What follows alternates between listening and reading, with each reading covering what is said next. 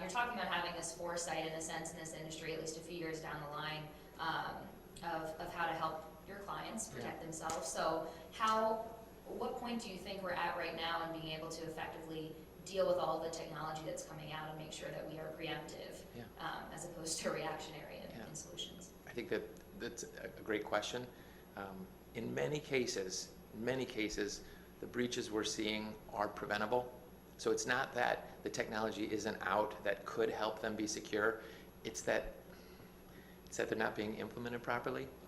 In many cases, I hate to say this, but in many cases, it's you see the warning signs, and sometimes there are a lot of warning signs, and so maybe it takes a lot of time and effort to go through all these different warning signs, and maybe you don't have time to keep up with, oh, is that a false positive? You know, it looks like an alert, an alarm of some sort that, ooh, this might be bad.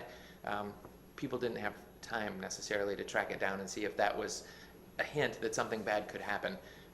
In many cases, in most cases we've seen, the breaches were preventable. So where we are as the technology industry, it's pretty strong. I mean, we're pretty strong. We have built the white hat hackers, the guys who are trying to keep people secure, have built a really strong global network, great tools, great analytics, strong software developers.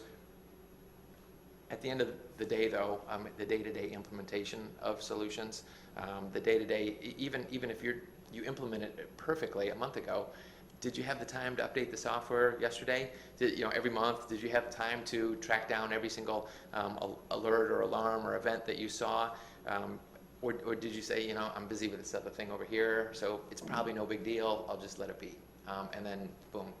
So, and I could name countless examples where big companies that you've heard of in the news were breached, and they didn't have to be. It wasn't a limitation that the hackers are so far ahead of technology that we're just helpless sitting ducks. That's not the case. That's interesting, because I feel like that's how most people kind of view it. It's like, oh, we don't have the resources to properly safeguard it. Yeah, no, the tools are there. They need to be implemented properly, and there's an operational expense. Security products are, you have to know what you're doing, and so it can be expensive to hire people to come in and handle these alerts and alarms and events. However, the tools are there. It's just a matter of the investment, and I think it's a business decision, really, where you say, what's the value of my assets that potentially could be lost versus how much would it cost to protect them? To me, it's more of a financial decision than it is a technology decision. The tools are there. It's just, are you willing to make the investment in them? I think that's the bigger question.